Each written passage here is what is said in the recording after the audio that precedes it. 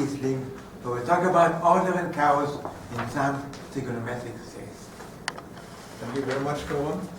Great pleasure and welcome to the new year. And it's actually a great honor to be, I think, the first speaker in the experimental math seminar this semester, right? So in the opening lecture, okay, so what I'm going to talk about here is really serious fun. So in the sense that I got involved in that out of the blue. It's not usually what I'm doing. Indeed, quite a bit of my research is in statistical mechanics, so I am a statistical mechanic from that perspective. And but I'm not working on trigonometric series normally at all. But you will see how I got sucked into this, and then this is very exciting. And at some point, there were even some serious questions coming up, and conjectures and open problems at the end of the day. But it's really also an exercise in using Maple to discover some funny things, and also it's foremost fun. So you should relax. So this is serious fun, but fun. So, all right. So I have to switch to a different file because this file is defective. The only thing that really works is the first page. But I gave the same talk elsewhere, and so I just call up this one. That's the same thing. Now it continues. That's page 2. And it's actually a little bit of a story historically. So the younger folks here, they don't know who is Stephen Greenfield, presumably, but Stephen Greenfield was one of our colleagues. And so he sent me an email. And the date is there. And here's the email.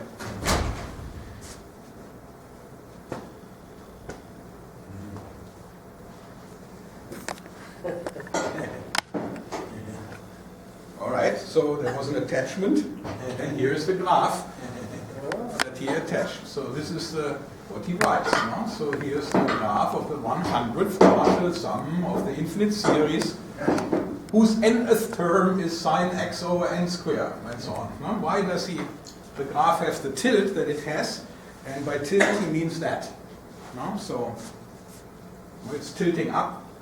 And so now that's very funny because those that are more familiar with the location of the offices in the department is that Steve was sitting just 3 doors down the hallway from me. So I wonder, why is he not coming to my office and ask me that question? Why does he send me an email? So I went to his office and asked, what is it all about? And he told me that he was teaching an honors calculus course and about trigonometric series at the time, and he wanted to have some problem that you don't find in Zygmund's book, this big tome on Fourier series and trigonometric series. And so we're just playing around, and normally, you know, what is in the book is a series something like sine n square x. So he simply made n squared into 1 over n squared, put it on Maple, and what he expected was to see something that goes maybe like that. Instead, he sees something that keeps growing. And that's the email. And so, as you can imagine, something like that from your colleague next door about undergraduate work, so that somehow challenges you. And so I was setting out to prove that it has to go up like that. So here's an elementary bound. How you do it? It's all about undergraduate. Keep that in mind. So here's your series, and I call it S2 because later on I will change 2 into something more interesting. Okay? Pick any positive integer, or maybe 0, but 0 is actually boring, of course, and just split. You split the series into 2 parts, and then you start estimating. Here in the first part, I'm doing upper and lower estimate. So first part, easy. Just if that is upper estimate is 1, sum over n equals 1 to n is n. All right. And here we do a little more fancy one for short, small arguments. It's straight line approximation. Of course, that gets lousy. But on the other hand, for any fixed x, n gets larger and larger here. So this gets smaller and smaller. So that's actually not so bad then. So these two together. And you get a this following estimate, n plus a sub n times x. And here's what a sub n is. And then you do the analog part from below with a negative sign, a negative 1. You do one step more in the Taylor series expansion. You get a lower estimate on this guy. And you have this lower estimate, similar to the upper one except the minus n. Here's a plus n, and then comes of course a correction term. And but this is important, that is for all n. So now you just keep choosing n equals 0, n equals 1, n equals and blah blah blah, and plot that using Maple. Okay, here's an estimate for b. And there is what you find. So here are your cubics. So here's all these linear terms with different intercepts. And cubics and linear functions of x is something undergraduates can understand. And so you put some hull here and you have your tilt upwards. End of proof. So you can make it a little bit more elementary, but here for the purpose of the talk you can do it. And here's just showing this capital N for here's n equals 7, n equals 0, this, and n equals 7 is this line, n equals 0 is that line, and so on. Fine. So Steve had his explanation of the tilt. And he was very happy. That's Stephen Greenfield for those that remember him and those who have never seen him.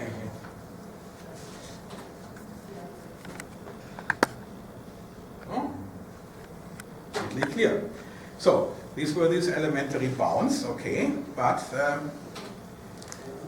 let's try to get a little bit more informative bounds. So we use that sign of u is bounded by 1 when u is bigger than 1, and bounded by u when u is less than 1. I mean, u is positive here. So that's your piecewise linear upper bound for positive values. U is u equals 1. And what does u equals 1 mean? Well, u is of course x over n squared, right? So n is basically square root of x. That's where the turnover comes. So that's important, that will play a role later on. So now we define the ceiling function, so the smallest integer bigger than square root of x. And so basically what we are using now in our splitting of the sum from 1 to infinity of the sine functions, we will split this at n of x, not at just an n that we pick. So we make the split x dependent. So here we go. We do our sine estimates, and instead of just n, we have n of x plus the remainder part, but the remainder of course also starts the summation later and later with x. We make a Riemann sum estimate, and we get this. N of x plus x over n of x. Then we plug that in, the definition of n of x in terms of the ceiling function, and we find this. Upper estimate 2 times square root x plus 2. There we go. In full blue. And here's the plot. That's the original thing that Greenfield gave, all the way up to 120 for x. And here's the 2 times square root x. Okay, fine. You think that this is maybe neat, but what's the big deal? Well, that's coming next. So we try to get better and better upper bounds playing this. So we can use better and better approximation using the Taylor series for sine. And for instance, here's now a lower bound and an upper. Here's the first upper bound, would have been like this. Then comes a lower bound, based on the second Taylor approximation, and the third Taylor approximation gives you a better upper bound, and you can see how that keeps going. You get better and better bounds. And so there's some C5, there's a C3 for the corresponding turnovers, but the interesting thing, it's always square root of x. It's just some coefficients that enter. So the square root x doesn't seem to go away, etc. So, and what you get is now a sequence of upper and lower bounds. It's where the coefficients ak are increasing with k, and those capital AK are decreasing. But it's always square root of x, and then here, and then something little o square root of x. So clearly this must converge up, this must converge down. Question, does that converge to the same limit? And you would have an asymptotic result about that infinite sine series. Okay, what I just said in words comes here also on the slides. Is there some limit alpha sub 2 such that S2 of x is alpha 2 square root x plus little o? Well, let's ask Maple. We went a little bit more than 120 was Steve Greenfield. Now we have up to 500, and there is some bending already visible. But nice about Maple is if you say, oh, I make that thing now, I plot it over a much larger scale, it rescales everything into roughly the same diagram, and that's what happens. So look, 50,000. I'm going much further down here, and yeah, this looks more and more like a square root with some factor, square root of x. And relatively speaking, the fluctuations are also getting smaller and smaller. So rescaling that piece, you can indeed believe already that this should go to square root of x with some factor. No? I had no clue that that would happen, of course. No, that was all fallout from that email from Steve Greenfield. Steve had also no clue. He actually thought that the whole tilt would more or less oscillatingly keep going linearly. No? So, but of course he plotted only up to 120. All right, so that's the conjecture. Question, what is alpha 2, and is the conjecture true anyhow? No? So then Jared Speck at the time was a PhD student of myself and of Shadi Tawilda-Zadeh. Now he's at MIT, Jared. And he conjectured this should be it. First of all, the conjecture should be true, and this should be what alpha 2 is. And Mikko Stenlund, who was a postdoc here, and you see he likes to present himself in a dark mood, but he's actually a fun person. And so he said, oh, I know that integral. So that was a lunch conversation, and he rewrote that. And here we go, square root pi half. So why should that be? Well, it is true for this integral that this is the rewriting you can do by just change of variables. No? So this integral depends on x. So you can change variable, x comes out, but it's also up here. But notice that this goes only like x to the power 1/6 compared with this one. So we can hope that we can actually take when x becomes large, take the upper limit going to infinity, and to prove that in leading order you get really alpha 2 times square root x, with alpha 2 being square root of pi half upstairs. So now here's a theorem. And now you see why I wrote S sub 2, here's S sub p. Let p be any real number bigger than 1 and consider this trigonometric series. Then, for each p, there exists a c sub p such that, and now the interesting part here is that's not only asymptotic for all x, which are bigger or equal than 0. You can bound the difference between sp of x and the pth root of x multiplied by some alpha p by x to the 1 over 1 plus p with some cp here. That's where, what is alpha p? An explicit expression for alpha p in terms of the gamma function and sine. That's a theorem.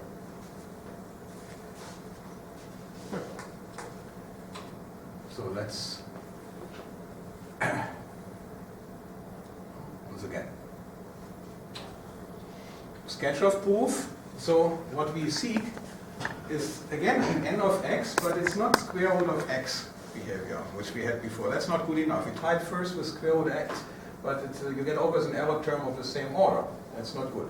So instead, the idea was, let's look for some capital N of x, such that when little n is bigger than capital N of x, the difference between consecutive terms here is less than some constant, small constant. And pi, of course, has to do with the period of your sine functions, and the 10 is not important here, no? So,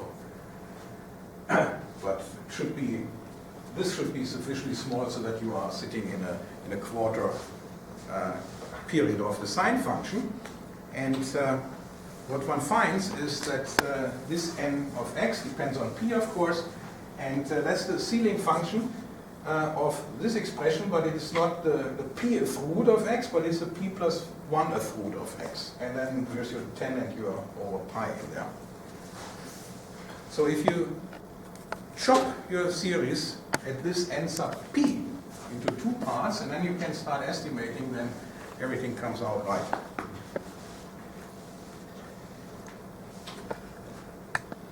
So we just look at the first part. Of course, that's obvious. Let's just again pull the absolute value in, use 1 here, and that's np of x. And np of x by definition is the ceiling function of p plus 1th root of x. What about the difference between that second sum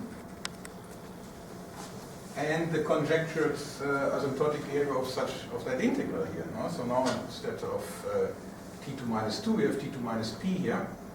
And you integrate over the t, of course, instead of summing over n, fine. But so it's basically estimate over Riemann sum. And you show that this is bounded by x to the 1 over p plus 1. That means the same type of behavior as here. That's good. It's for the error term. No? So we go on. So that means we can already rewrite our sum in terms of this integral plus an error term, which is of that order, capital O, not little.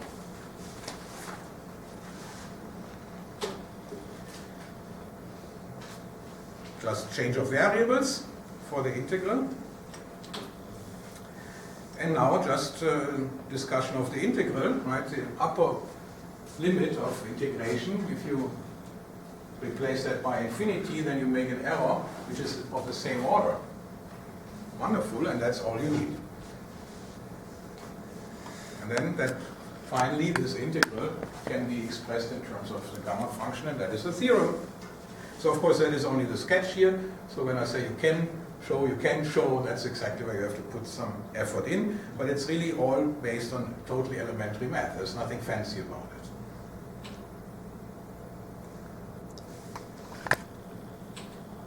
So now let's look at some examples using Maple. So here's again the sum that Greenfield had given with the n to minus 2.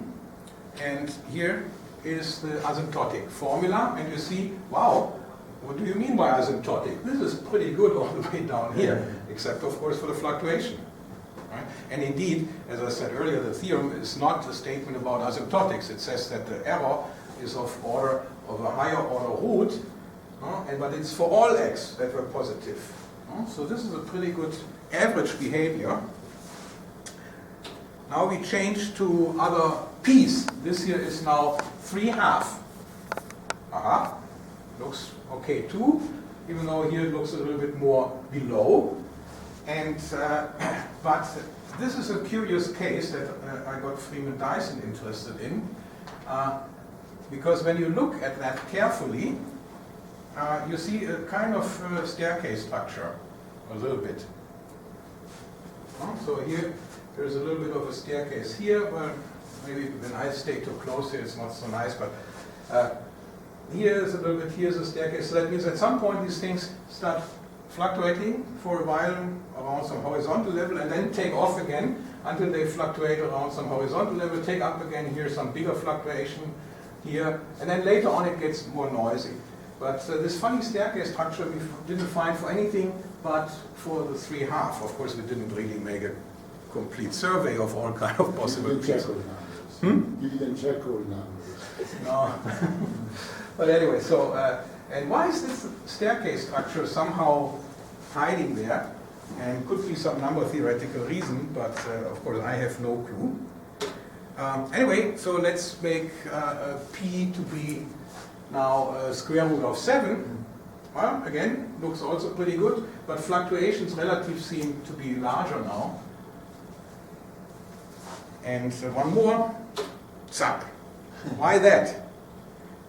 So far, all the fluctuations, I mean, the trend was always upward, yeah? And fluctuations were getting bigger and bigger. Question, will there be eventually some p-value such that you actually go below the line? And the answer is it has to be, because when you think about what happens when you make p bigger and bigger and bigger, right, then eventually the only thing that survives is the sine of x, and we know that sine of x function. So there must be a critical p when eventually you hit 0, and for instance, p equals 5, clearly you go way below 0 already. I don't know whether it's of any interest to find out what is the critical p, but anyway, so just an example of plotting it. But, of course, being a statistical mechanic, once you have figured out what is on average going on, you get interested in the fluctuations itself. Can you characterize how they behave? So that means here's your the p generalization of Greenfield's sum. Here's the trend function about which this thing fluctuates. Subtract it, and then look at the fluctuations. What happens? And this actually took a couple of years, so I was thinking about it, but this is, as I said, not my field of research anyhow. So, and I had to get back to business, so I put that aside, but it was in the back of my mind. And one thing one could do before you try to really characterize it, can you bound the amplitude of the fluctuations at least? What about those? And second question, of course, what is the distribution of the values? Is that like a central limit theorem type thing? So, well, here some maple plots. So it's experimental, right? Remember, this is a 2. So square root behavior subtracted, and here's now the cube root, that is the error term estimate that we had, right? So we know there is some bound like that, but how good is it? And wow, plop, plop, plop. Here not so much, but when you wait longer, it's actually getting further and further away. So in the beginning, however, this seems to be a pretty good behavior, this cube root, for the maximum excursions. Interestingly, better down here than up there, even though here it's quite okay. Huh? So it hits the cube root behavior. That's for the 2. Here is the square root of 7 for p. And we go all the way to 500. And again, look, here initially they are pretty good on the top. Very initially also good down. They're not so good here, but suddenly they are very good again, these estimates. Here also. And then later, not so much. No? You will see some plots later going here, and you see that this is way off. No? It's pretty good initially. So that's for the total bound. So nothing passes this, apparently. But so, first answer, the bound on the amplitude seems sharp for small x. But it is also good for larger x, and I just spilled the beans. So here's a plot for in a different scale, and so they don't look too good. No? So when you go further away, so this blows up, but this blows up much slower.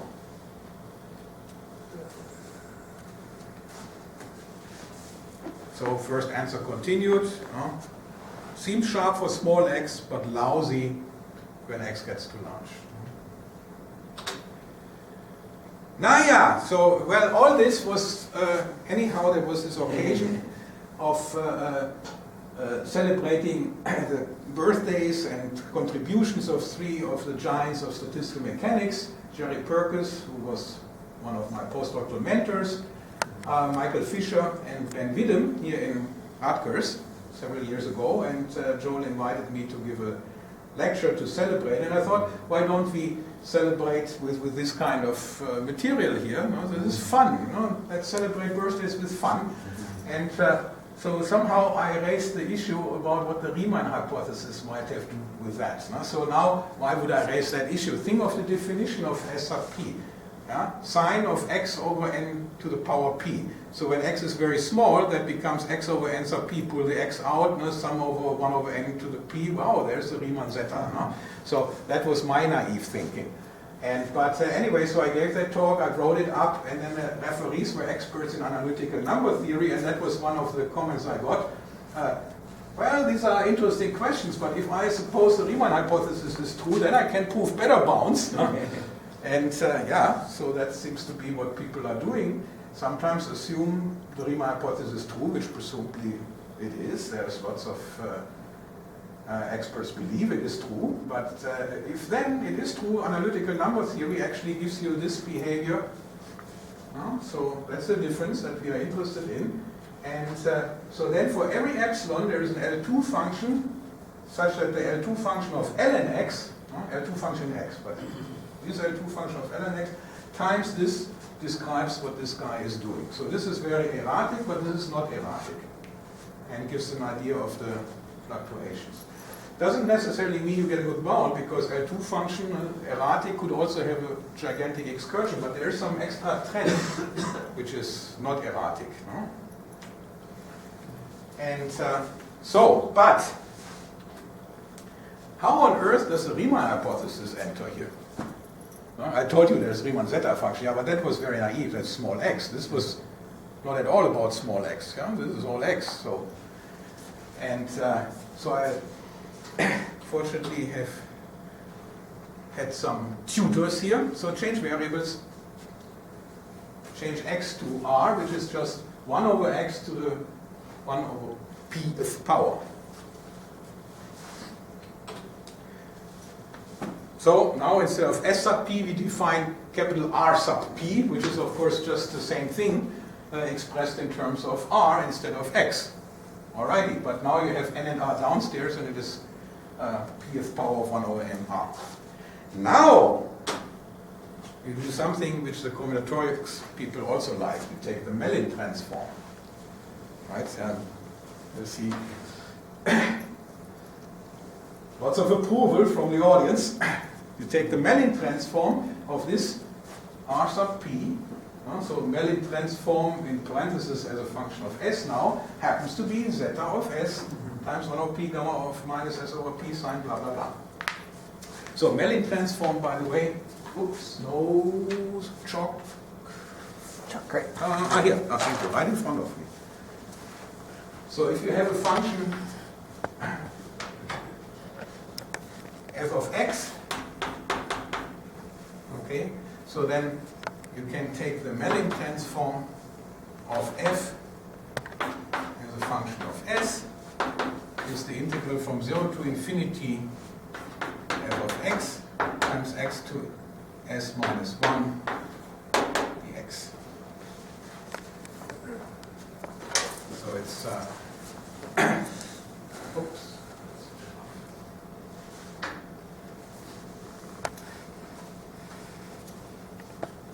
So of course in our case, when I wrote x, I should have said r, because we transform from r to s. And anyway, so clearly that was the Riemann zeta function, and so the reverse transform, of course, now involves contour integrals of this expression, and clearly the zeros of the Riemann zeta function play a role now. So that's where the Riemann hypothesis has to enter. And assuming this, one can get good information about the behavior of the sum. And here are the two folks that tutored me. One is Steve Miller, one of our colleagues, who, like Steve Greenfield, also sits on the same floor, right? And the funny thing is, if Steve Greenfield would have sent that question he sent me to Steve Miller instead, he would have gotten much more information right away. So he sent it to this amateur, and I dabbled in it. And this, by the way, is Norm Franke, who is a good friend of Freeman Dyson. And so he sometimes works in statistical mechanics, completely integrable systems, and he likes integrals. And he we know each other, and he checked what am I doing at the conference, and he saw the title of my talk, and he said, can you send me the slides? And I sent them, and he gave independently of Steve Miller exactly the same story to me. So these are the two folks.